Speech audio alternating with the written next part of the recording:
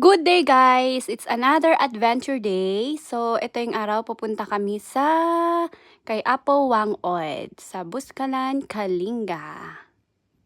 Ayan. May lalakarin kayo and then ito pinapakita ko. Ito yung sasakyan nila ng baggages. Actually, pwede daw kayo sumakay dyan. And then ito yung gagamitin, pambukpok. So, ayan. Na nilalagay na ni Apo Wang-od yung 3 signature dots niya using her ink.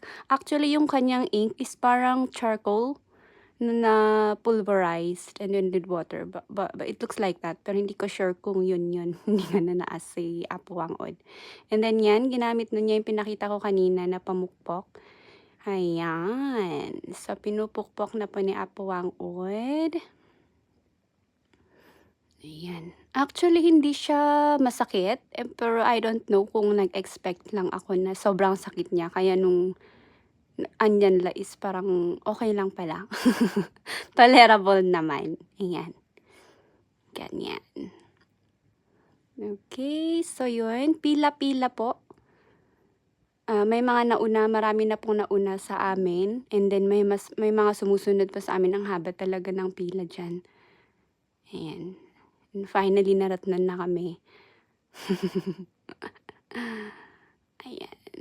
Kasama ko actually yung pinsan ko dyan, sa sinamahan ko siya. Hindi actually ako mahilig sa tattoo. Pero since, ayan, historic and cultural, so, I wanna experience. Ayan, so, yan. Yan lang ang tattoo ko. The 3 legendary dots of Apo Wang-od in Kalinga. Ayan. So, yun. Ayun. Ay, hindi napakita yung kanyang ink. Pero nadaanan ata kanina ng video. So, ayan. Ayun pa. Tapos na siya. Nasa 3rd dot na siya.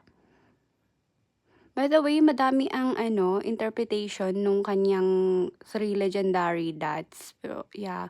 Actually, it's not just an ink.